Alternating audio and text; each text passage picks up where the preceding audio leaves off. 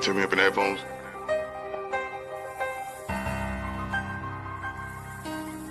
Yeah. Uh-huh. Yeah. Busy. Let's get into it. Peace, love, and happiness, so I can grab the piece. Start wildin' and clapping shit. Running with the rock in the jungle before Jumanji, nigga. Knocks come to not get low. Be hard to find me, nigga. Back talk, depending on the size. There's levels, my guys. Call me a clown and have my 2 cents. Show you my penny wise. You and me, mano, we mono. Gangsta, we gon' see. Call the Uber, bring it to you. Now this is Uber Eats. Serve a play to get served, boy. I'll send the word, boy. The youth start to shoot, word get back like you heard, old boy. That's a personal conversation between the guys. Looking at Diddy like who ordered lobster with side of fries. Still ghetto, you still feel away. We still handle our problems with the steel and metal. Real settle, Henny in your face, stand still, fellow. Pocket taps better to give than receive, so let nobody stack money. Sex and violence. Yeah, what up, y'all?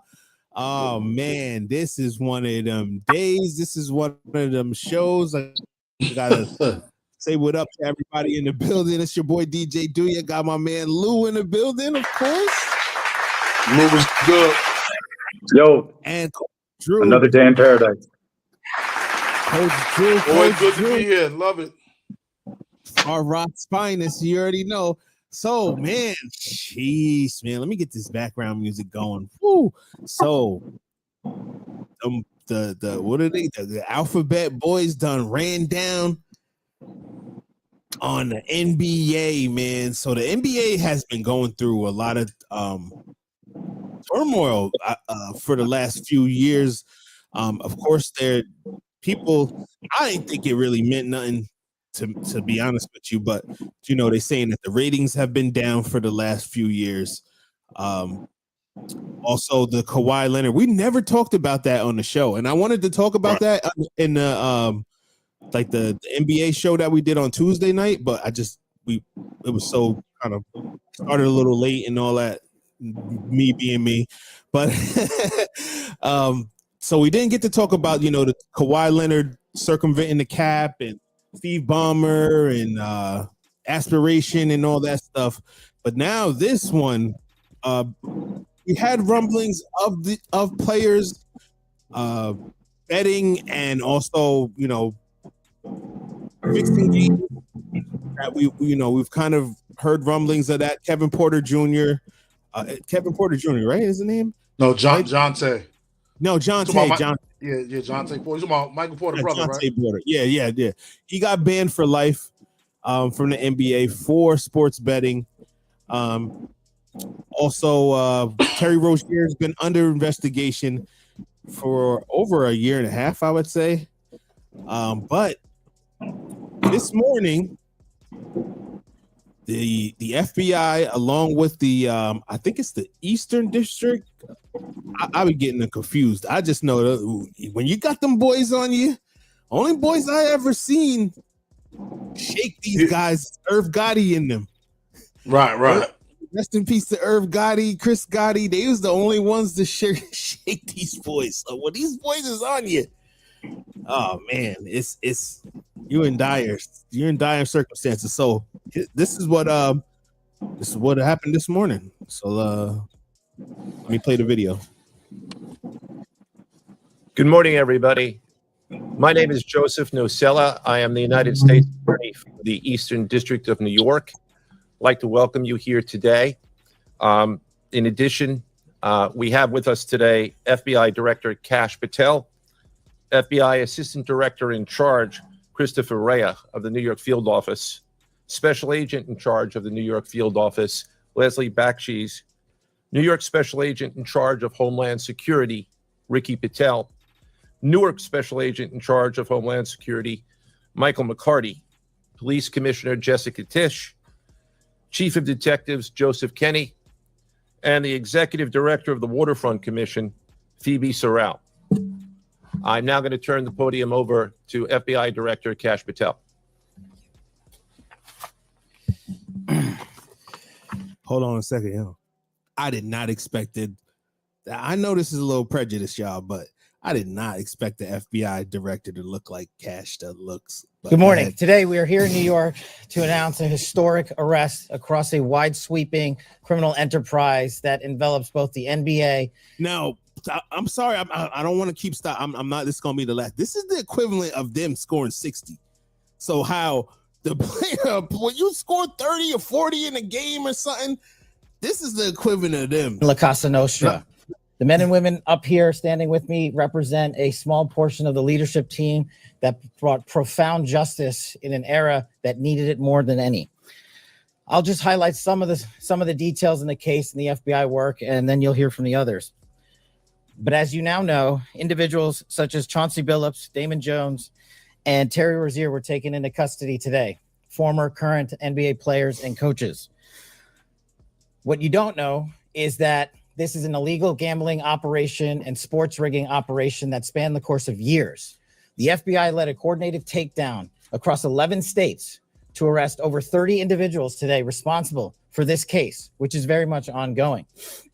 Not only did we crack into the fraud that these perpetrators committed on the grand stage of the NBA, but we also entered and executed a system of justice against La Casa Nostra to include the Bonanno, Gambino, Genovese, and Lucchese crime families. And you'll hear more about those details today.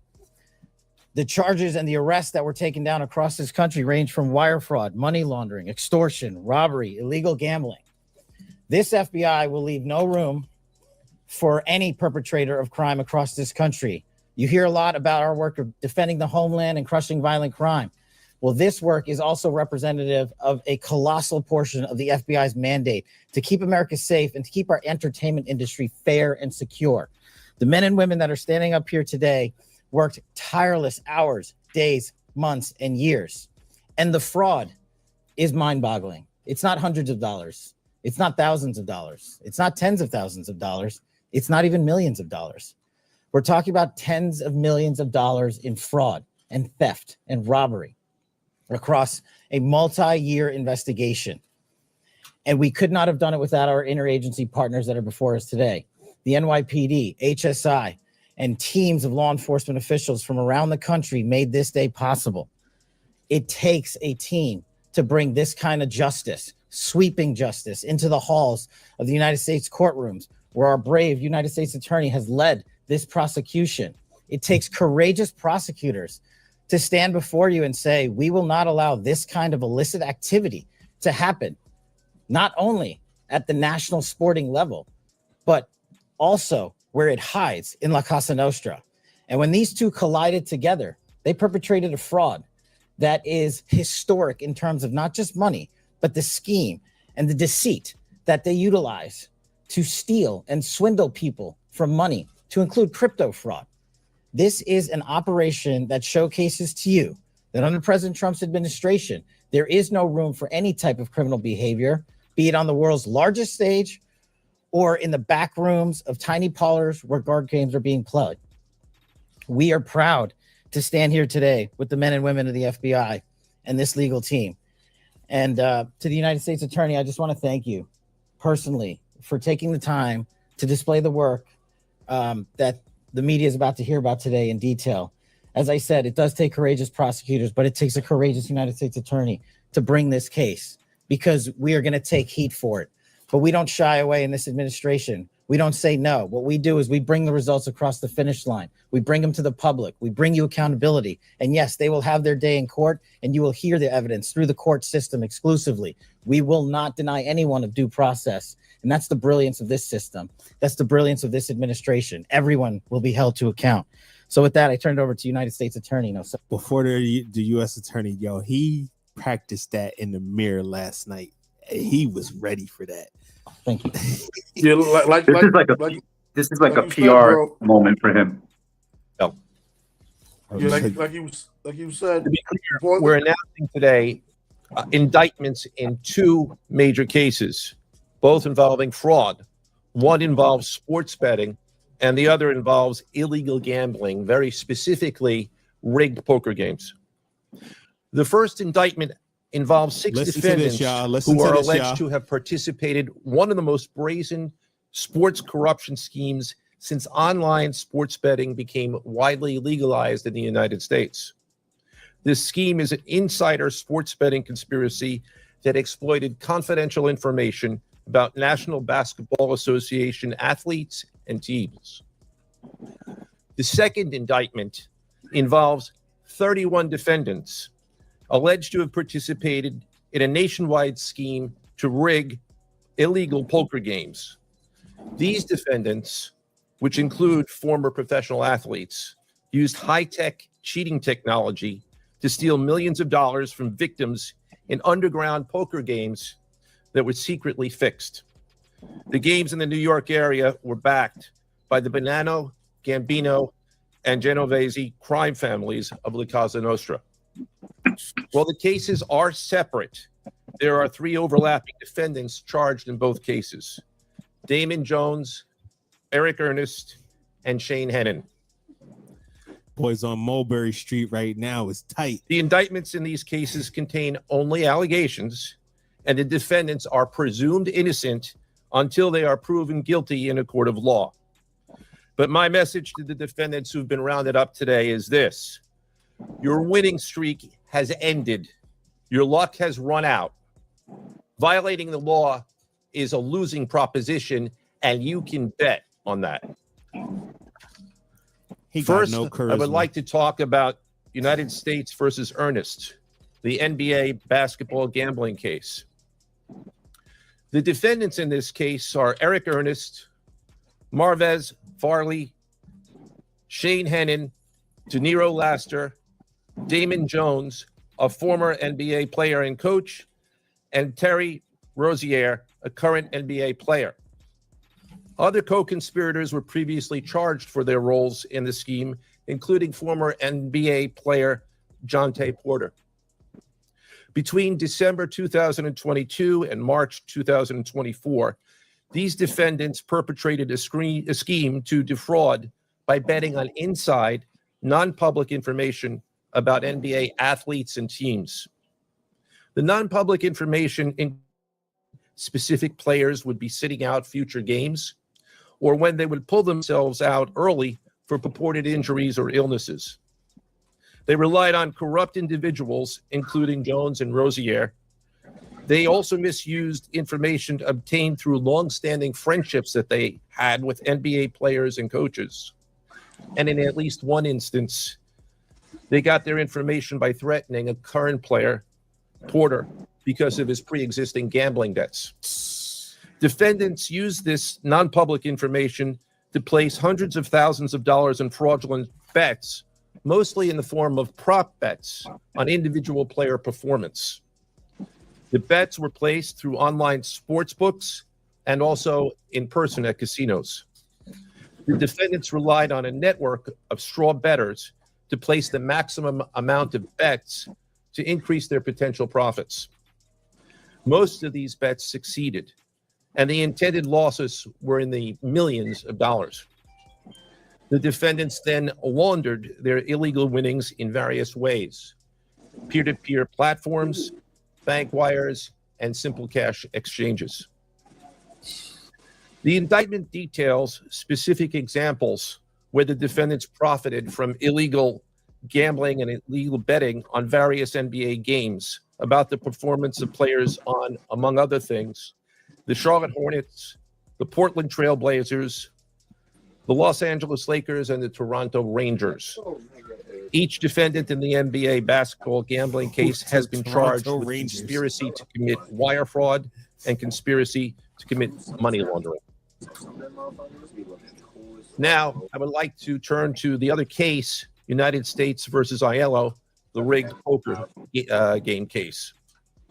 Beginning as early as 2019, the defendants in this case orchestrated a scheme to use wireless cheating technology to run rigged poker games across the United States, including in the Hamptons, Las Vegas, Miami, and Manhattan. Everybody's the scheme favorite targeted playgrounds. victims known as, quote, fish, who were often lured to participate in these rigged games by the chance to play alongside former professional athletes who were known as, quote, face cards. The so-called face cards included the defendant, Chauncey Billups, who at the time of the scheme was a former NBA player and is currently the head coach of the Portland Trailblazers, and also Damon Jones, a former NBA player and coach. What the victims, the fish, didn't know is that everybody else at the poker game, from the dealer to the players, including the face cards, were in on the scam. Once the game was underway, the defendants fleeced the victims out of tens or hundreds of thousands of dollars per game. Jeez. The defendants used a variety of very sophisticated cheating technologies. Listen to this part, y'all. This is where it gets Some of crazy. which were provided by other defendants in exchange for a share of the profits from the scheme. For example, they used off-the-shelf shuffling machines that had been secretly altered Come on. in order to read the cards in the deck, predict which player at the table had the best poker hand, Come on. and relay that information to the off-site operator. Come on. The off-site operator sent the information via cell phone back to the co-conspirator at the table, and that person at the table was known as the quarterback. The quarterback then signaled secretly the information he had received from others at the table, and together they used that information in order to win their games and cheat the victim. Defendants used other cheating technologies such as poker chip tray analyzers, which is a poker chip tray that secretly reads cards using a hidden camera, special contact lenses or eyeglasses that could read, Come on. and an X-ray table that could read cards face down on the table.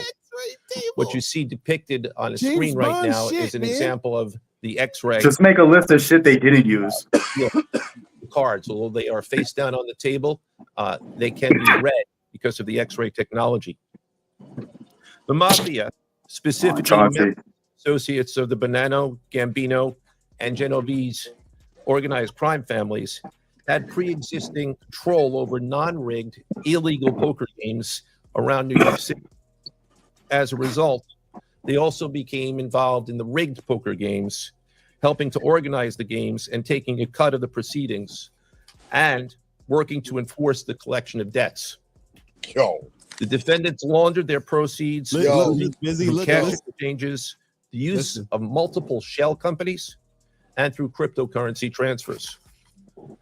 As part of the scheme, some of the defendants and their co-conspirators also committed acts of violence, including the gunpoint robbery of a person in order to obtain a rigged shuffling machine, and extortions that were perpetrated against victims in order to ensure that they repaid their gambling debts. yo, they was Defendants going in participated there. in the rigged poker Cheating scheme. them. The guys falling Wire in fraud debt, they was conspiracy. enforcing it after that. Other defendants have been That's charged crazy. with crimes including illegal gambling, money laundering, Hobbs Act robbery, and extortions. This case demonstrates our office's unrelenting commitment to fighting the scourge of organized crime in whatever form it takes. I'd like to conclude my remarks by thanking the incredible hard work of our law enforcement leaders, including the Yo, I bet you when the FBI was sitting at that table and they finally cracked and they seen Chauncey Billups, they said, Yeah, this is our. one detective asked the other detective, are you seeing what I'm seeing? Other detective, are you seeing what? That's not the Chauncey Billups I'm thinking, is it? They looked Yo, it they up. waited for him to get his Hall of Fame and everything. They seen that and said, we got a big case. You Don't know, they tell had them nobody. all on that wall. You know, they had that wall where they connect all the dots. They got the stringer bell at the top. They had Chauncey's Right. face. One string, one. On to the next. Yep. Chauncey from the man. point. Chauncey's a point guard in that. Big shot. Big shot. So I mean, what was where do I want to start, man? So, this year, or not this year, last year, through sports wagering, through apps such as FanDuel, DraftKings, and other gambling apps, $84 billion was wagered last year. That's a lot of bread. That's a lot of countries' budgets. They're about to make all us people that love like us regulars that don't that I may go to Lou or Coach Drew or you for let me get a pick or two. What you got the insight on that? We go and look up raw insight intel. Those they're gonna punish people like us. And that's where I'm going. I mean, I'm going this way, Biz. I want to ask y'all is we're coming to a point where we're starting. I mean, this is what the whole scripted or unscripted thing with Christie is. We're coming to a point where, we live in a surveillance era. Everything is surveillance. We peek behind the scenes of a lot of things now. Is this going to deter anybody from betting? Knowing that some of these players are purposely absolutely no, absolutely not. No, people betting. Well, I'm thinking for me personally, some of that bets, it's a thrill. It gets me more in the game. I'm more excited when I'm betting, watching the game, even if it's like $100 or something, like $50. I'm more excited. I'm more into it. You know what I'm saying? So I don't think, and then it's a little, depending on how hard of a bettor you are, you know what I'm saying? It's nice little extra money. You know what I'm saying? So that could be helpful. So I think it's still a small percentage of players or people that's involved with this. So I don't think it's going to totally affect people from gambling like that. But it definitely keeps you alert. Like, damn, maybe when such and such, it just happened. But I still think it's a small percentage of that's really I'm going to be honest with you, Drew. Drew. Unless you're a Miami Heat fan like do you. Who the fuck is betting on Terry Rozier to do anything? That's how they got flagged. I get it, but that's what. That's what I'm saying. That's the same thing with on him to even get under. That should have been a flag. Why are we betting on him to do anything under, over, anything? I mean, that's the same thing you could say with Porter though. People say the same. You could say the same thing about Porter. Why is millions of dollars being spent on Porter? They never do this. I mean? So I mean, it's the players that Terry Rozier. He had some odd years. Yeah, that's what I'm saying. There's a difference. I can't say the same thing about Porter. Porter ain't had no years where I can be like, yo, he was that dude over at Hornets or he was that dude over here. We ain't never said that about no Porter. He's too young. Right. We don't know him. But Terry Rozier, we've known you to be something at one point. I've never put him to pick over or under him with anything. Even when he was big numbers up. Last few years I've been putting his unders, so maybe I'm part of the ring too. You are. But I definitely think well, go ahead, Go ahead, Lou. What's your take on it? It's really odd for me. I don't really know too much what's going on. This is the first time I really heard much about it. What I'm gathering from what you guys are sharing and what I just took away from that was a couple of things. The biggest point is the biggest takeaway from this is a nonviolent crime.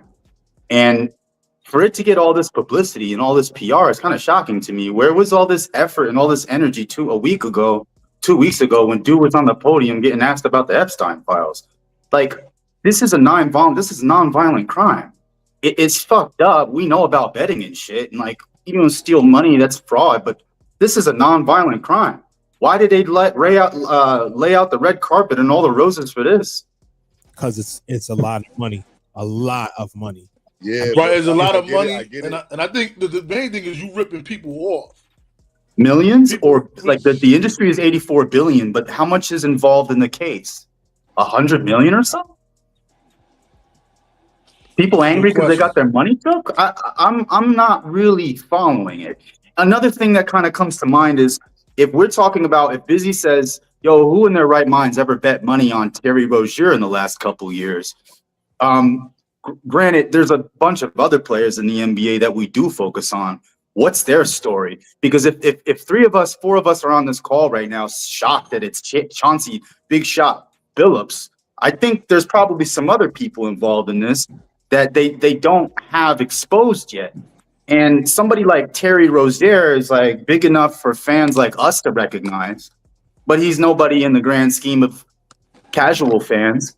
So who else is involved in this that they don't want to expose? Who else is on the top of that board like we see in the movies that they're like, all right, well, the biggest fish we have right now is Chauncey, but we're really looking at such and such and such.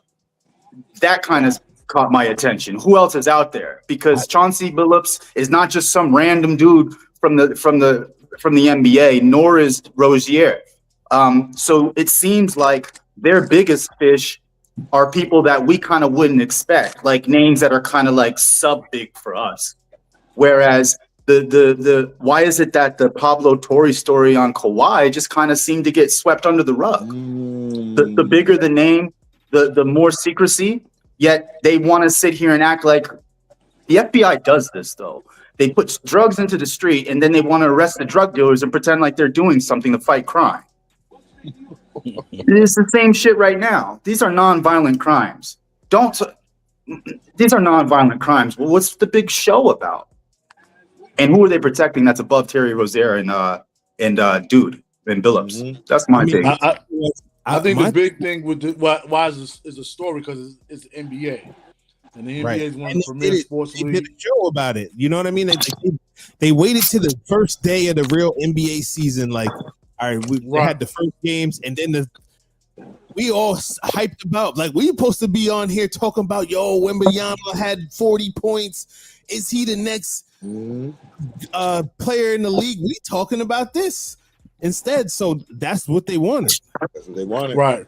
It's definitely a black eye for the league. I mean, the league is definitely has a gambling issue. Is terrible at this time. I understand what Lou is saying that there's other issues that probably should have more of a we should be more concerned about. But the NBA is one of the premier leagues, and I think some of the people like Chauncey Billups. He's an NBA champion. He's a Hall of Famer. He's well respected, and people's gonna pay attention to that. That's newsworthy. Especially how he's part of ripping people off. You know what I mean? So that's the big thing. I think Damon Jones' situation is worse though. He's cooked. Because he's giving out information that affects the game, and somebody can bet on. He's telling people such and such is not playing because he's injured, so that's kind of worse. His situation. I mean, they all bad. And Yo, did you see the tape from Terry Rozier playing those games he was throwing? No. He was talking about LeBron. Oh no, Damian Jones. No, Terry Rozier. Did you see the tape of the games he was throwing though? Oh no. I saw the video of that. Yeah. He was easy turnovers. It looked bad. Right, it looked bad. It's definitely a bad look. I did see that. Yo, Joe, what was that movie? What was that? Was it Blue Chips? Yeah, it's Blue Chips. Yeah, where he's looking at the thing, looking at. Was Ricky Rowe, right? Ricky Rowe? Ricky Rowe, that's a fact. Yeah, Ricky Rowe. Was, but yeah, right. him. So yeah, it's definitely a black. I can see people. Some people not watching the league no more because of this. But a hardcore fan like me, I'm going to watch regardless. You know what I mean? Here's the thing is, we gotta separate the two though. Chauncey Billups, one again, was poker. We gotta learn how to separate the two. What they're gonna do is they're gonna compare the referee now. They're gonna say referees is doing it. Got caught. A player got caught doing it. Who's next? A coach? A GM? Yeah. That's what the people are gonna. Some viewers are gonna think. But his is non-basketball related. So his is more just. His is more. He's scamming people. So that and he's in his mob ties. When you hear names like Gambino, Pavano, like you don't want no kind of ties to that at all. You don't want no ties to that, especially as an Terry NBA Rozier, coach. that's what I'm saying. Terry Rozier, though, being the player, he was the one that was doing the shaving his stats and doing all the unders, and so a ref doing it, now a player doing it. They're gonna say who's next, a coach? Yeah, coach. Yeah, and anything with the mob affiliated, especially. You don't want no because the Gambino, that's John Gotti. Well, John Gotti's not around no more, but yeah, but you know that's the tree he comes from. Right. The Bonanno family, like you don't want no ties with them at all. Crushed him. Giuliani thought he crushed him. The boys got a new. Now them dudes are still around. They just doing things differently. Them boys got X-ray tables on you, man. X-ray contacts. These boys is James Bond level with this stuff. So I mean, oh man. So who organized it though? Like there ain't no way Chauncey Billups organized it. No, the mob got Chauncey Billups to get involved. Okay, now I understand. And now he's basically the fall guy, right? Pretty much. Right. Damn. But what was this for Shohei Ohtani? Where was the FBI probe for him? Why didn't Ohtani, when he got caught gambling? Is it is it a racial thing? Immunity. Black didn't Ohtani manager didn't he get in trouble though? The one that was the fall for it. Yeah, the manager took the fall for it and said he was. They wouldn't let the boys say that they was doing the dog fighting when it came to Vic. Vic had to go to jail too. Yeah. So Shohei just gets to play in the World Series tomorrow. He don't got nothing to do with it. Come on, man. I mean, that situation happened like early in the season. So I mean, they might pick that back up, but that is interesting. But now Shohei, he brings too much viewers. He ain't going nowhere right now, bro. Shohei, if we did any of Shohei, the whole Japan, China, Korea will raise hell. You hear me? It's I don't know, man. It's just a crazy coincidence to me. Like it's like, and I know what Lewis wanted to say. He's like, yo, if it was LeBron or who else? Somebody up at the top of the KD. Yeah, KD. KD tells you he don't care about your parlays. He do. I don't care about your parlay. Yo, KD, get me this rebound. Nah, I don't care about your parlay, man. Stop betting all that number. Did you hear what Stephen A mentioned? He says like Trump might have something to do with this as well. Yeah, Stephen A. I get what he was saying. That he's like that. And Patel basically said it in that video. He was like, "Yo, this administration is not standing for none of this stuff, man." So he's basically saying that he's getting pressure from the administration to go after these type of things. So he just well, Trump he has a vendetta against these sports leagues because he wanted to be an owner in NFL. He wanted to own the Buffalo Bills. They blocked him from that. I think he wanted to be an NBA owner. I think he was blocked from that. Well, you remember you want to block me? Okay, I got something for that. No, remember when they blocked him? He made his own league. Remember he made the USFL. Yeah, right. But he tried to get the Bills recently, like maybe like 15, 20 years ago. He tried to buy them again, and they voted like, no, we do not want him as a league owner. Yeah. They voted him off, right. That's right. He used to own the New Jersey Generals. Right. Back in the 80s when he had Herschel Walker and them dudes. Yep. Yeah, so that was a while ago, but he been trying to get in the league as an owner for years. I think an NBA owner as well. And he got blocked both organizations. So he like, yo, listen, shit, I'm the top of the food chain right now. Y'all want to play with me? Yeah, so I don't know how legit that is, but that's an interesting take. It is an interesting take, and it's a good theory. I mean, when Colin Kaepernick did his kneeling, I mean, Trump did step in. That was during his first term, and kind of twisted the narrative of what Colin Kaepernick intended it to be. So, I mean, it's not a far-fetched thought. It's not something that I was zeroing in on. I don't know. What made me think, like, he kept saying Trump is coming. The way he emphasized it, like Trump is coming. So that made me think, like, yo, what? Like Lou was saying, who else is involved? Right. But the way he was saying Trump is coming, that made me think, like, somebody, like Lou made a good point. Who else is involved? It's only a matter of time. It's interesting to see. So what do you think? What do you think this falls in for Adam Silver? is I'm starting to feel like a lot of backlash towards Adam Silver. I feel like when he first stepped in for David Stern, after rest in peace to David Stern, after David Stern stepped down and left the league, he was like embraced, and he was kind of a players owner, players commissioner, and you know, the league did grow underneath his watch, but as time has grown on, a lot of people don't like the way the game is being played. As they say, it's too many 3-pointers, it's soft, and I think, you know, there's been too much tinkering with the All-Star game, and all of this is like under Silver's regime, you know. Right. The All-Star game has been terrible for years, though. But go ahead, bro. I agree, yo, Drew. We know this because we watch the games, right? So we know that when the All-Star game, there was corny All-Star games that didn't matter. So but the media spins this narrative because it's it's more of a 24 cycle now of they need news stories. It's not like it's not like back in the day where you could just read the daily news or the Post and that was the story. That was it. They need a spin on everything nowadays. So, but get back to what I was saying. What do you guys think this falls on for Adam Silver? Of course, you got the Kawhi Leonard thing too under his watch.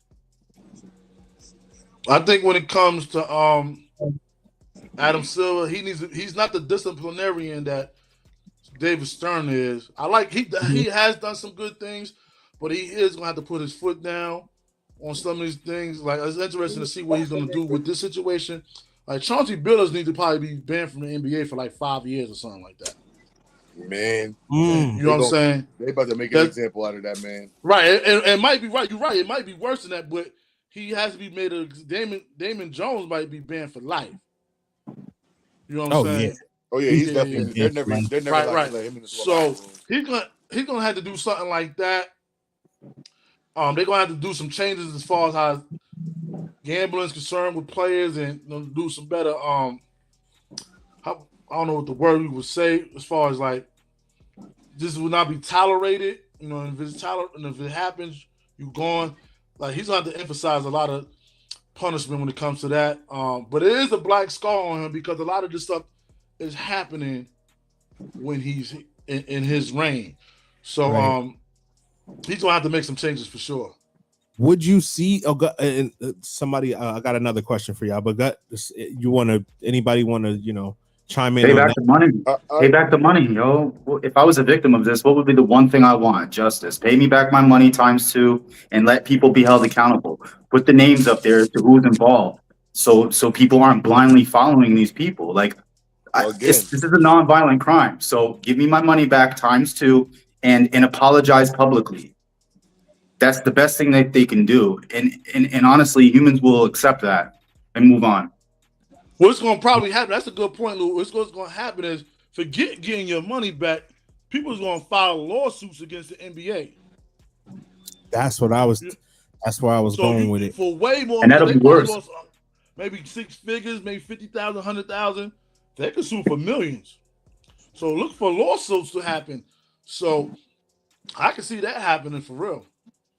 I mean, Busy. Did you want to? Because I was going to ask. Got Biz. No, bro, I got nothing to say. I really never liked Adam Silverman, bro. I always like my boy Stern. Do you guys think that the owners now? Remember, the commissioner works for the owners. He's basically the voice box for the owners. Pause.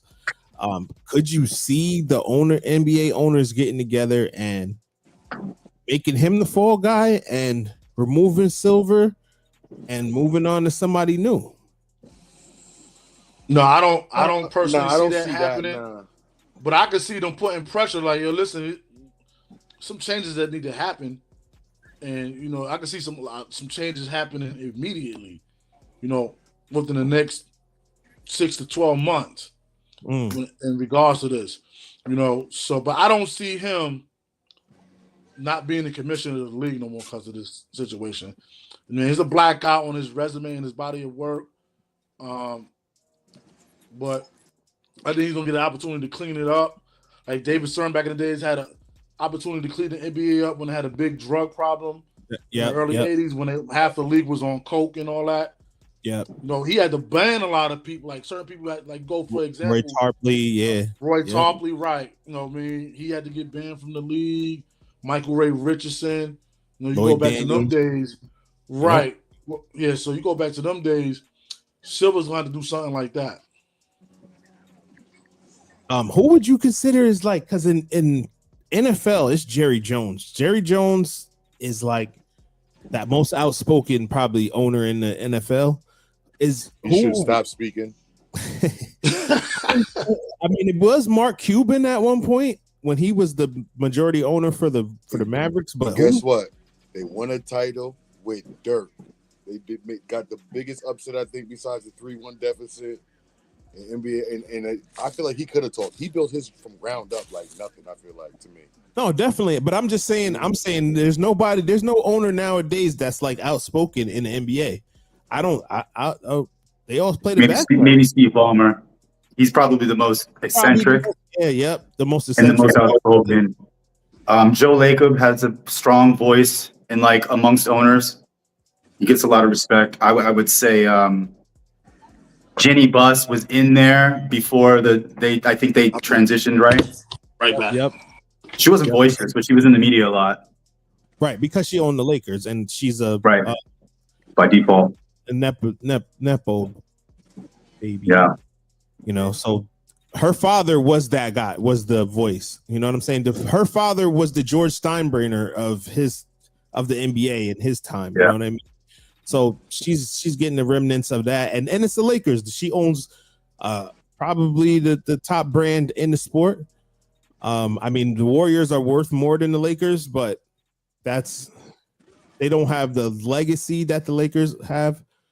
Like I said, they're pretty much like the Yankees or the Cowboys, and those other respective sports. So. It's very interesting to me, man. Like, do you? Because this is gonna drag on through probably half the season, man. If not the whole season, this is gonna drag. This is literally gonna drag. Is it gonna cloud? Because we saw some cases, basketball last night. I don't think it's gonna cloud it. What I think it's gonna be it's a flip of a coin toss. Really, I mean, it can get people watching more. As in, you know, they want to study the game more to see if they're going to be more, you know, mess up stuff. You know what I'm saying? Yeah. Expect more product. Expect more productivity. Expect more overtime games. Expect more points. Expect more offense. Expect more. Oh, all right. So I'll hit you tomorrow. Expect more. So they're going to turn. Expect a lot more. Expect a lot more entertainment. Yeah, I mean go ahead. I don't know, bro. So flip of the coin, do you? Like, I don't know. I feel like it's gonna definitely drag on. I feel like because we're gonna find out more people, so they're gonna be indicting and doing stuff, and they're gonna figure out who they're indicting, who they're not. This is gonna drag on the whole NBA season. This the new Diddy. It's the new Diddy case. It's the new Diddy case, but it's also gonna try to drown out the NFL, the NHL. It's gonna try to water those down and bring all the attention to them. Because it's gonna bring a lot of attention to the NBA, man. I don't see nothing drowning out the NFL. People love football too much. I get people love football, but more than anything, people love to see people get in trouble and what famous people are gonna get locked up and what they're into. Yeah, well, you know what? You're right about that. You hear me? Behind it. Listen, right now, if it's football Sunday, we're all watching the games. Breaking news: Michael Jordan we're turning NFL the fuck off. All of us. Oh yeah, that's different. Michael Jordan is different though. But you think somebody like I'm just saying we could say you think somebody like Damon Jones? Bro, you could say Terry Rozier. You could say Terry Rozier. We could say Udonis Haslam. Terry. You gonna stop watching the NFL game for Terry Rozier? We talking about Terry Rozier. We talking about Damon Jones. So yeah, people love to see people fall. Like he ain't lying. We like this. Listen, it's breaking news. Lou, in 1 second, we all can be watching our favorites. Hands down, if Jets was 7-0 right now, playing the fucking Chiefs, beating them. If done up pops across the screen and they saying they have another arrest, I'm turning the game off and going right to ESPN before they even. I want to know who they're arresting.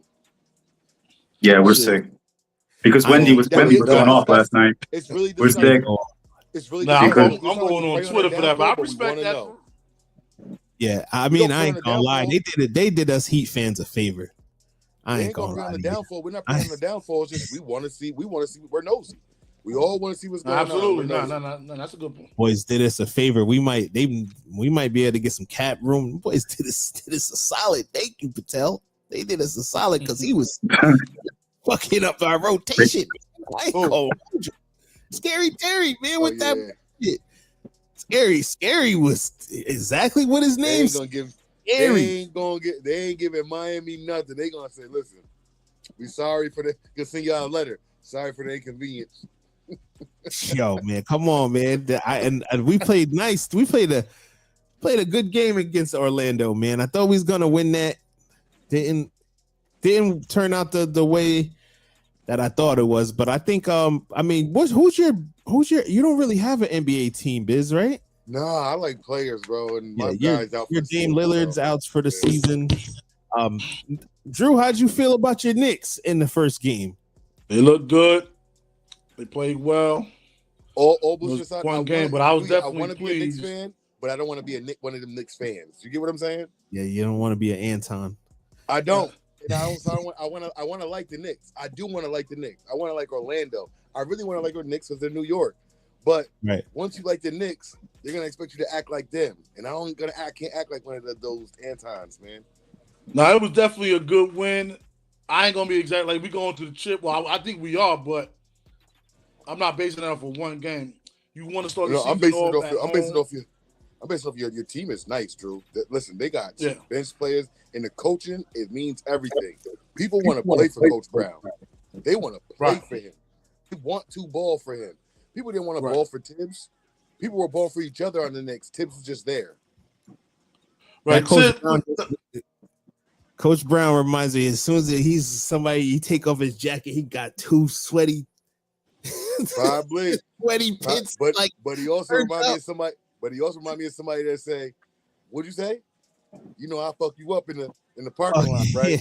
Yeah. I'll pull my pistol. I'll pull my 6-shooter in the parking lot. You know you don't fucked up, right? You know you don't fucked up, right? Yeah. Which Coach Brown? Mike Brown? Yeah, Mike Brown. He's the coach of the Knicks now. Oh, okay. So what? Yeah, you got that. You know you done fucked up face. Back to the Bay was clicking Lou, a Warriors fan. You like a lot of teams from the Bay area. San Francisco 49ers, Golden State Warriors. I didn't know Lou. You know Lou always been. Lou should have been born in Florida or over there in Cali. I was about to say, you spent some time out there. In Florida or Cali. For the Bash Brothers back in the day, huh? I mean, they ain't got no. Oakland, I think. What did they move? They moving to Vegas. Drew. They about to move to Vegas. The A's, right? Well, they going to San Francisco, I think, ain't they? Oh, word.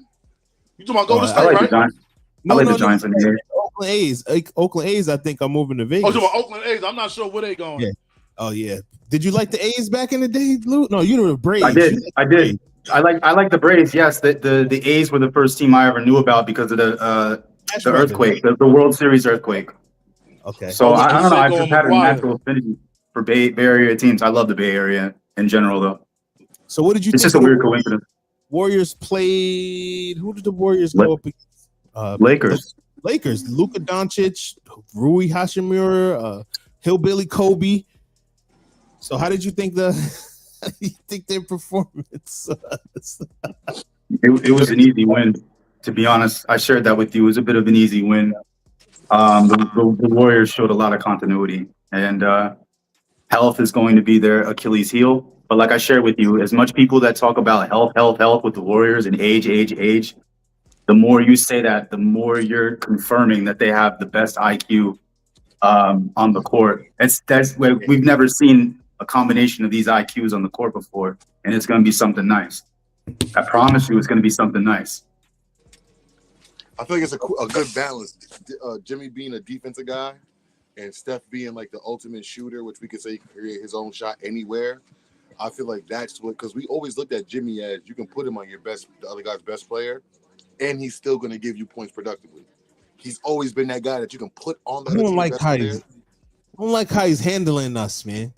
It's like, yo, it's like a dude that was with a chick, right? She wasn't the best looking chick, but when you was with her, you was doing your best. She propped you up. She made you a superstar. All the other ones you was with, you wasn't necessarily a superstar. Now you going over here, you going with a chick that is a top tier now. Now you want to shit on the girl that made you the superstar. I don't like it. The ex-girl, I don't like it. The ex-girlfriend, and him, they did exactly the same for each other. He went to a legacy because of LeBron, Dwayne Wade, Shaq is a winning franchise. You hear what I'm saying? He went down there, but also they weren't winning much of nothing before he got there. When he got there, he dragged that roster in that bubble, dragged them through, and got them where they're supposed to get. He's been keeping them irrelevant for most of the time he's been there. Now that he's not there, we're not saying, oh, Miami's might be in the playoffs. When he was there, we was like, when he was there, they was saying, "Oh, this ain't gonna be shit." Nah, he definitely was. I'm a fan, so I know. Yeah, but listen, when we was listening to each other, because I was one of the people that said they're going to make the playoffs. I don't know if they're going to go on a run. I didn't believe the bubble run. Remember when we did remember we was doing the show when they went on the run from the 8th seed, and I said, yeah, they about to get smoked by the Bucks and all this stuff. Yeah, this next season. But guess what? They made the playoffs. They made it. But I mean, and they did it without Jimmy Butler. Yeah, but Jimmy Butler, his run in Miami made him a Hall of Fame player. Yeah. That's what I'm saying, Drew. But hold on, made him a Hall of Fame. Just going to the finals twice. They did for each other, though. They didn't. It wasn't just Miami just saying, "Here's the name." Right. I mean, of course, Miami played a part because the coaching staff believed in him to put the franchise on his back for him to really showcase he could put his team on his back. So, but Jimmy Butler, you know what I'm saying, especially in the playoffs. Because I'm not a huge Jimmy Butler guy, but you got to he in the playoffs he raises his game to a whole nother level, different level, man. And I can see him doing that with Golden State this year. Anywhere Jimmy has went, right, he has been a factor in some way or form, but it's been defense all the time. He's been one of the guys that can play defense on everybody's best player and still go on the other side of the court and give you 20, 5 and 5. You're right. Lightly. Definitely. And we'll say, I didn't do good this game. I could have did harder. I wasn't there. He's still downgrading his game. That's just, I don't know, man. You know what I'm saying? I mean, when he does shit like that, though, he don't realize that could be affecting your money. That could. But also, everywhere he's win, do you think he cares about money or winning? Yeah, he cares about money. That's why he left Miami. He wanted more bread. He wanted more bread. He cares about his joy. He cares about his joy. Miami. Wouldn't you want more bread with that roster? Yeah. Okay. But you want regardless, just because of his performance. But when you downplay your performance, but is he asking for that in Golden State? Look, that's what I'm saying. Is he asking for that in Golden State? He gave it to him. He don't gotta ask. They just gave it to him. They traded for him. They gave him money. Yeah, they gave him an extension right off the bat. They gave him Andrew Wiggins money. Okay. See, and that's what I was about to say. Yo, it's crazy because Andrew Wiggins and Jimmy Butler have similar statistics, about 21 points a game. But that just shows you, to me, as of watching the game, it shows you that you got to go beyond just the statistics of it all, because Jimmy Butler affects the game way differently than Andrew Wiggins affects. Well, the difference between was because Jimmy Butler, from a talent standpoint, is not better than Andrew Wiggins, but he's just smarter than him. But Jimmy Butler has the intangibles that Andrew Wiggins doesn't have. He's not talent-wise. He's not as good as Andrew Wiggins. But the intangibles that he brings to the game, Jimmy would put Andrew Wiggins in his back pocket. Wiggins will kill him too. Wiggins talent-wise is better. I don't see Wiggins killing Jimmy. But Butler has the better career. Jimmy Butler can't do the same thing Wiggins can do. You see when Wiggins was on point. You see when he was on point, they won the NBA championship. He was a big reason for them winning that championship in Golden State. He was when they beat Boston. Absolutely. But when he's at the top of his game, you see it. I mean, that's why he was labeled he was kind of labeled at one time like the second coming of like a LeBron. You know what I'm saying? When he came out of Kansas and all that, he was highly regarded. He was highly regarded. So, Butler, he's a late bloomer. He had to fight and scroll. He came from the JUCO level. So everything he had to do, he had to work a little harder than Wiggins. That's what I'm talking about intangibles. He plays hard. Wiggins, sometimes they say he don't play as hard. He's not consistent, goes through the motions. Wiggins is bringing it, not Wiggins, Butler's bringing it every game. That's intangible. Playing hard is a skill. Right. You know what I'm saying? You got to bring that every night. And Wiggins don't do that. So that's the difference. Now, Butler's had the better career. But you're saying that this on a talent level, Andrew Wiggins can do more. Oh, yeah, absolutely. He's more talented. He can jump higher. He can handle the ball better than him. He's faster. He's quicker. Right. I get it. I get it. I mean, no, man. It doesn't translate the same.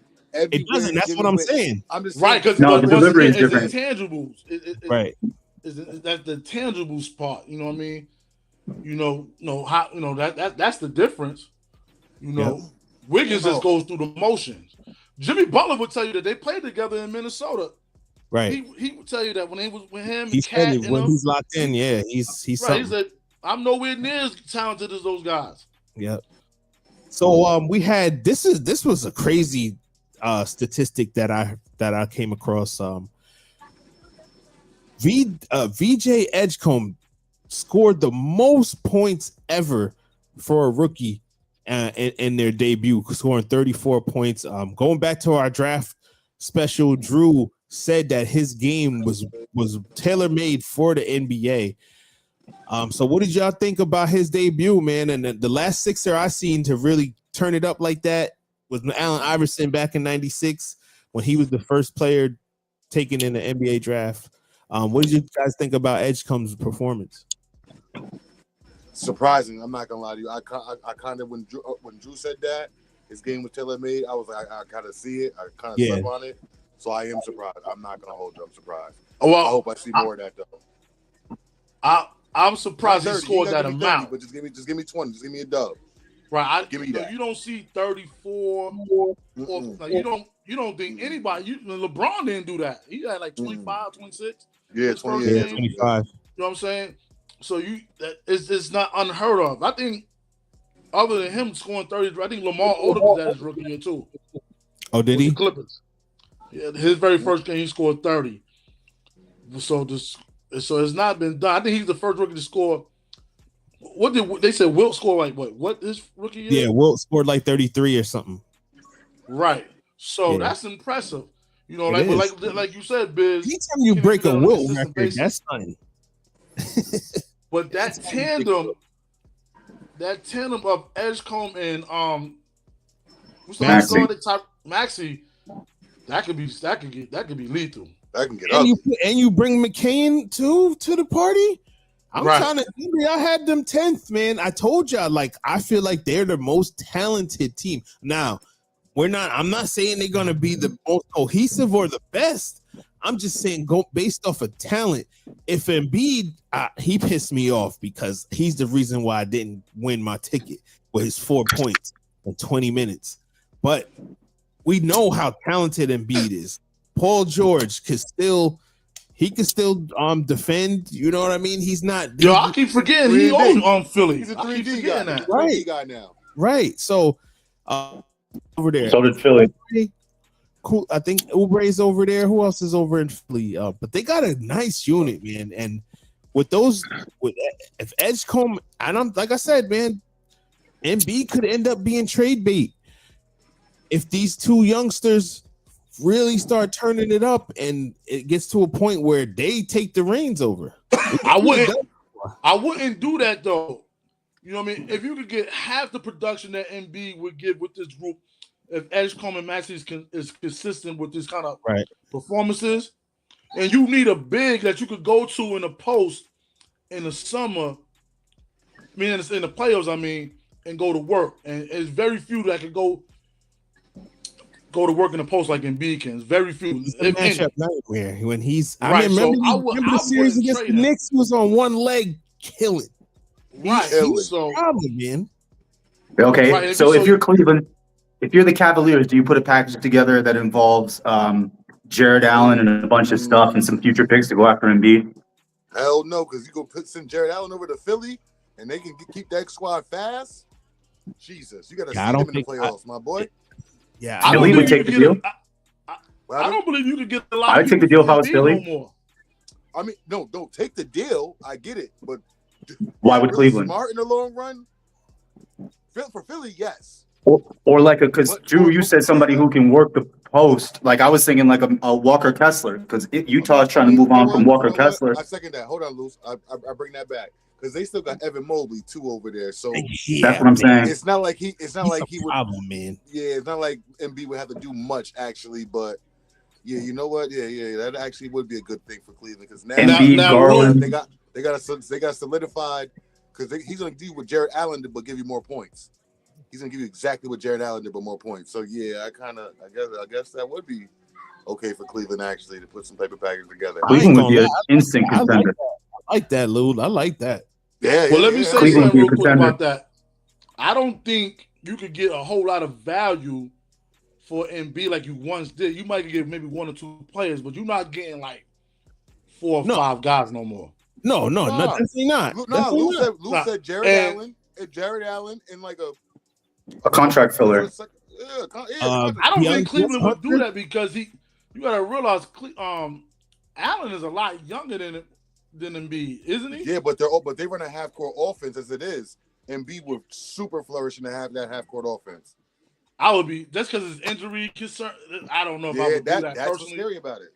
Now you also brought up Walker Kessler. I like Kessler, but he's more of just of a rim protector at this stage of his career. No, he's not someone that you would throw the ball in the post. Now he's solid, but he's gonna go give you maybe 10 or 12 points. Yeah, he's 4 years younger than or 5 years younger than Embiid. Right. So that's something that I would be hesitant to do because you don't know if you could get 40 games out of Embiid. You know what I'm saying? That's a fact. So I would be hesitant. I don't think doing that. Cleveland wouldn't need 40 games out of him, though. Embiid would be there for Cleveland to get over their playoff hump.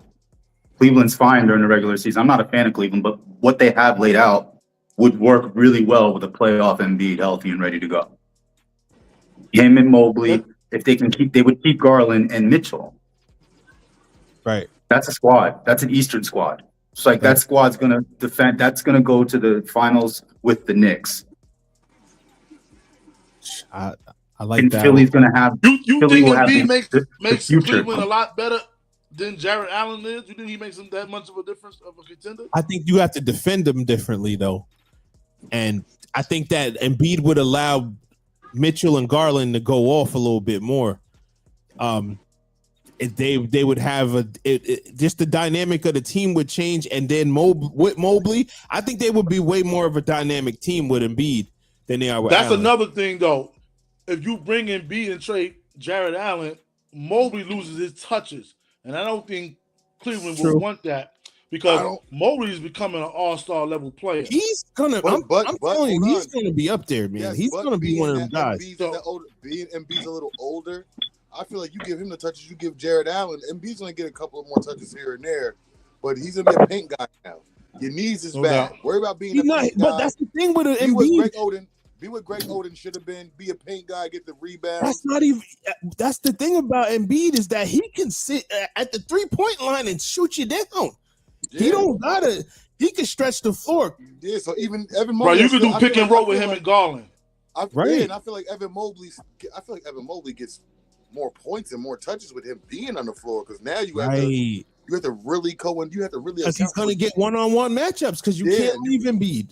You can't. Jared Allen, if it's Jared Allen shooting threes. Yeah, anything outside of 10 feet, you're not doing none of that. Worried he's about not a floater. He's not doing it. So you got really. But when you got Joel Embiid at the corner, the wing, you got to play that man. So now Evan Mobley gets more lane. Lou, I like that trade, man. Yeah, that's it. Yeah, because Philly has everything they need to go alongside with what they can get from Allen, and then everybody on that team is under 30. So then the future, I don't know about Philly's draft picks status, but they're going to be tied down for the future. They got a good team for the future. Maxey, Edgecombe, they'd have Allen. They'd probably get rid of PG. And maybe they get that deal done where they go with the Warriors and get Pods and Kuminga for something or whatever. Or they get whatever they can from Cleveland. And then Cleveland has a solid body to get them through the playoffs. Because Cleveland's like at the stage where Denver was a few years ago before they won, where it was like Denver came out of nowhere. Then they started proving that they were good by winning regular season year after year. But we're like, they're never going to win the series. And then they won, and now Joker's on a whole different level. I could see the same thing happen with Cleveland, where it's like they're pretenders until they win it all, right? That's how Milwaukee was. And Embiid would put them on the edge, over the edge.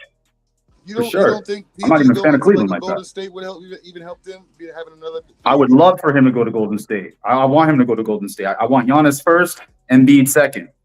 But I'm trying to. PG? I try not to just look at my team. I'm trying to be Lou GM from the whole league. No, what about PG? I feel like Jimmy Butler does the same things that PG does. They don't really need him. Who? You said Paul George, right? Yeah, but who do you say does the same thing? Jimmy Butler. He does, but you don't think being at the West is so stacked with all these offensive players, having another defensive guy over there that can also score wouldn't be a factor on a small squad already? I mean, Warriors do like the small ball lineups. They definitely. And you guys that can shoot and play D. Paul George is that guy. Jimmy can play the 2. Paul at the 3. You just need a solid center at least. They hate though. What you do with Draymond? They hate this. They hate solid centers, man. Over there, Steve Kerr. A solid center will be on the end of Steve Kerr's bench. The end. He look at centers like Bill Cartwright. Every center is Bill Cartwright. He would know. I liked Cleveland picking up Lonzo Ball. I didn't know nothing about that until I seen him. He is, but is he playing? He at 30 was injured. He's always injured, bro. He's always injured. He gives you another ball handler, what you need in the playoffs. A guy, he got excellent. I like Lonzo Ball. I like great vision. He's a good ball handler and defender, but he's never healthy. He's never healthy. Right, but Cleveland don't. That's what I'm saying. You're not looking for him to be like the focal point of your team as he once was. So whatever you get from him, you make the best of it. Like you live with it. I think Cleveland know, like we get 50 games from him. I feel like you got him. Let him ball out with at least, like you said, the 50 games, but get him more prep for them playoffs. You know you're gonna be in the playoffs, and you kind of want a great defender, another ball handler in, because Alonzo is definitely a pass first defender, rather than shooting anything. He wants to pass for everybody else. So you kind of want that kind of guy coming off your bench, but you don't want him hurt. You want to get him as healthy as possible, man, so you can have those playoff runs. Because those bench players matter. Your bench matters in the playoffs. Oh, definitely. Regular season, your bench needs to show up. I feel like 25 games out of the 82. Because your stars. But he's missed someone. I'm sure he wants to get out there. I'm sure he's not. I just feel like your stars are supposed to win you 30 games, and your bench is supposed to help you with 25 outside of that's just what I feel like to me. So your bench is important, not really to the playoffs. No, that's a fact. What did you guys think of? You know what? I do want to talk about the NFL game tonight. I was going to ask you guys what you guys thought about E.T. Phone Holmes' game. Wembanyama, the alien. I'm going to tell you right now, he fucked my parlay up, man. He did? I thought Dallas at home. Wasn't they at home too? Yeah. It was at home, yeah. I thought Dallas at home, big AD, Clay coming off Clay 1 year fresh off, getting his knees back, it looks like. PJ Washington. I forget that Clay's over there. Bro, D'Angelo Russell, left-handed point guard that can shoot. And then Mr. Cooper Flag himself. I said versus little old Victor and Vessel. And maybe Castle too. I give them the big three. They big three. That's it. Yeah, Castle had against them. Castle had a heck of a game too. Drew, Castle I had like did not 22 know- Drew, points, 7 I love rebounds. Castle's Drew, game. I didn't even know. Drew, when I tell you, not surprised, but I just thought Dallas was just going to not dominate, but definitely for sure win by 10. I had him winning money line. So Victor came out there and was playing like, I know we all had the Nerf hoops when we was little. Right. We had to put it up on tables and make it high so we can jump. Right. Victor was using the shit like we used it on the floor, my boy. Right. He was playing basketball like he was playing on a Nerf rim. He was Just He doing definitely- what he wanted. Listen, I seen him bring the ball up the court, Drew, 4 different times. Drive, pull the ball back out, hit a man with a couple of moves and hit a 3 or hit a jump shot. He's playing like he did everything. He showed me post-ups, triple threat, and he showed me he bring the ball up the court like a point guard. That's different for to be 7'3", bro. Bro. What is he, 7'3"? Come on. 40 and 7'5", 15 is 16. ridiculous. Yo, 40 and 15. he hit him with the sham god, bro, at 7'5". Yes. But he did that last night? Yes. I must have missed it. Wow. Bro. Yeah, he's different, bro. Like The man came down the court, came to the middle of the court, tween, crossover, jabs, step back, tween, and then pulled up, got the M13. yeah, it's because That sounded like Kyrie. That's like he was watching, like he's Kyrie.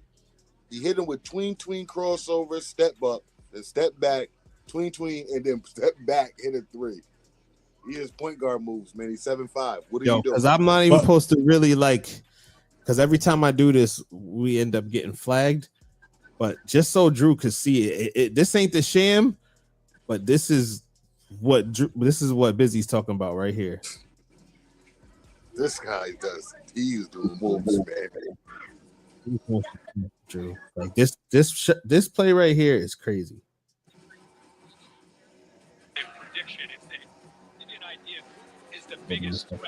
Yo, man.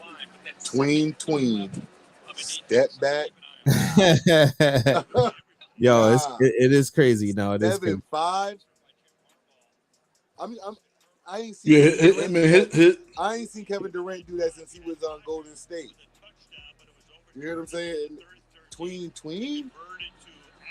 I'm just trying to get it. The thing with Wemby is how durable he's going to be. That's my only concern. That's the biggest concern with him. That's definitely. I mean, look at this, man. Don't flag us, man. We're just trying to show some love. Away from Wemby. Instead, it's Vassell going up high. Oh man, this shit is freezing. And it's crazy with Vassell Throw and that Castle. down from Castle. Yeah, that's all right. I'll send you the link. That man. Yeah, I'm gonna watch it on YouTube and I'm gonna watch the highlights tonight. We denied Emphatically. Oh, they gotta let that play out, man. That's by crazy. Wembanyama. It's like playing against your dad in the driveway. Tween. Wait, when you're 8 years old. What do you do? Wemby 3. You bet. Oh, I've seen that. Okay. Makes the incredible. Yeah. That's not really a sham, but for him No, that cross wasn't. over, go That behind was his- the scam. and go behind his legs. I could find this scam. No, that wasn't the sham. He was talking about the sham. That was what I was talking about. Yeah, that was what he was. I don't. Right. Bro, I haven't seen. That shot was crazy. The last person I seen do that height was Kevin Durant. He like 5 inches taller than Durant, though. That's the crazy. Yeah, that's what I'm saying. Like I haven't seen nobody since Durant do it. So to see somebody 5 inches taller than Durant bring the ball up the court like a point guard, tween. He drives, steps back, tween, and then pulls up. That's crazy. That's insane. Yeah, no, he's different, man. What do you guys like to the Chargers went up 7-0. They did. That rookie tight end's going off now all of a sudden. Bunch of tight ends going off this week. Put it on your card probably. Okay, so it's tight end week. This is tight end week. Make a ticket with tight end scoring. Okay. Stats. This is tight end week. I put him on my ticket. I put him on my little ticket. I didn't know that. I gotta look into that with the tight ends. I'm on my prize picks. I'm gonna go with definitely gotta look into that. So you I mean the Chargers are up 7-0. Vikings are still without JJ McCarthy. What do you What's your take on JJ, man? Okay. Well, I think with JJ, he still hasn't gotten a he still hasn't gotten a. I mean, he's playing, but he hasn't played well. I think it's way too early to give up on him. He didn't play great against Chicago, but he made enough plays to win that game. And then he was terrible the second game. I forgot who they played against that second game. And he ended up getting hurt. We might as well get flagged, man. Here's the shame. Oh, damn. My God. Oh, my God. The shimmy. Not the shimmy. Yeah, I'm impressed. I'm impressed with that. Yeah. I'm impressed with that. No, his talent is crazy. So the main crazy. thing with him is like staying healthy. You know what I mean? That's my only thing with these Right. bigs. You just never know what the health is. They were saying, yo, we never seen anybody like this that 7'3", that can 7'4", 7'5", that can move like this busy. Who we seen? Who we seen that got that same package though? Yo, Pause. Go Bobo. Was he one like that too? Bobo is similar. Nah, and Shaq be saying, no, you're right. Nah, Bobo. Do you call that when he came out? He was like, man, isn't this Manope Bo's son? That's my guy, bro. Even on Oregon, when he was on Oregon. Dewey was Right. on him. Dewey was like, yo, man. I saw Bobo a lot on the EYBL circuit. He played with. That's why Shaq be going so hard with him because his son Sharif and Bobo played together. Oh, I didn't know that. Yeah, they played with the program California Supreme. Okay. On the EYBL circuit. So I saw Bobo during that. See, the difference between Bobo and Wimby though is Bobo. He's like an Andrew Wiggins as far as like, you don't know when he's going to play hard or not. That would explain everything. He right goes there. through the motions. Yep. There you go. That He goes through explains. the motions, Okay. so he don't bring it every. Wimby coming out there off the rip, I'm busting your ass. I'm busting your ass. Right, you know what I mean? I'm And trying to Bobo get- don't have that same out of that mentality. Andrew Wiggins. Okay. Let me having that Andrew Wiggins a little bit in him where he don't. Yeah. That's what we're gonna start marketing it as. He got a little bit of Andrew Wiggins in him. He's talented, but shit, you gotta turn it up. I've been trying to. That's why he dropped in the draft too. He was supposed to be a top 10 pick. He dropped in the second round. Oh yeah, the Bobo, right? He That's was right. drafted by the Heat. Yeah. Right. Probably why he dropped to Oregon too, and not Duke or North Carolina. Oh, that's great. I've been trying to put this trade in the trade. I can't get it to work. I'm trying to figure out the money situation, but yeah, What? man. For that Embiid to the Cavaliers, I can't really seem to get it to work.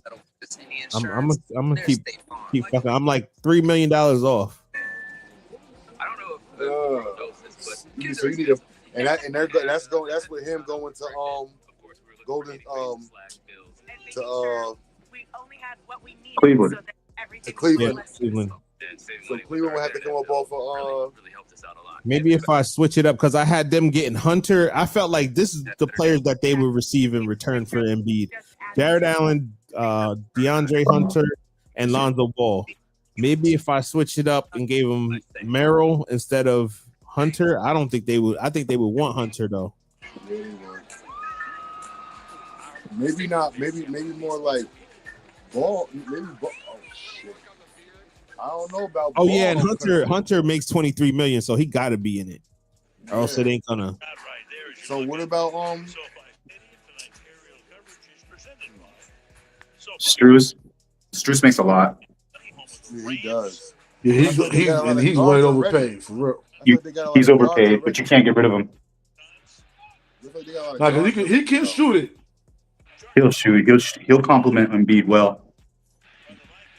All right, well, so we take Alonzo Ball out of it, put Strus, and then Who did they get for Isaac Okoro? they got Hunter. Oh, okay. Wait, so Okoro's not on the Cavs no more? Where he at? I didn't even know that. He's in Atlanta. Oh, he went back home. I didn't even know that. Okay. Yeah, I'll figure it out. So yeah, man. about to get out of here. We can watch some of this NFL game, but we'll be back on Sunday for NFL Sunday.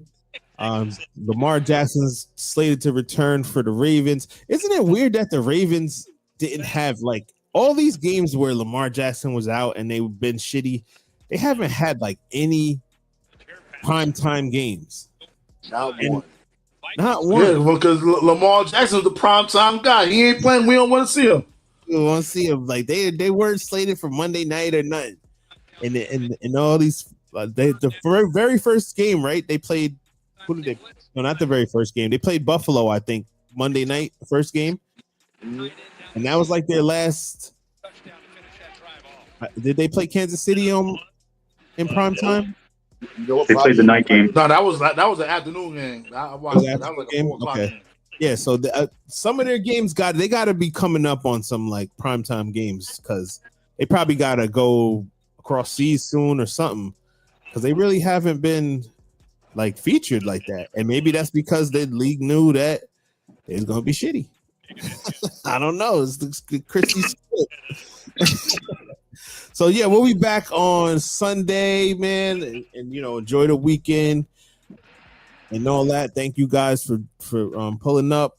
Anything you guys wanted to talk about before we get out of here? Oh yeah, World Series. Dodgers beat Toronto in 5 games. Calling that. Ooh, 5. Ooh. Light work type stuff. Light work. That's what he's saying. I think it goes 7. Really. I think it goes 7. Shohei, that performance he had last week is one of the all-time greatest sports performances in history. 3 home runs. Yeah, 10 they had strikeouts. They had That's it up in there like with Wilt Chamberlain, 100 points and all that.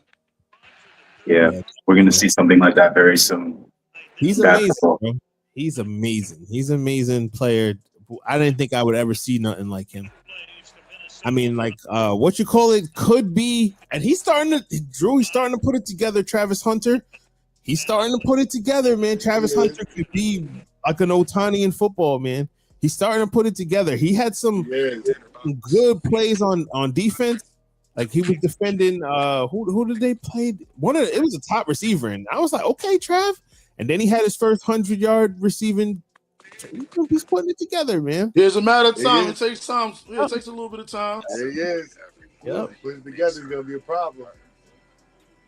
All right, so yeah, thanks everybody. We'll see y'all on Sunday. All right, peace.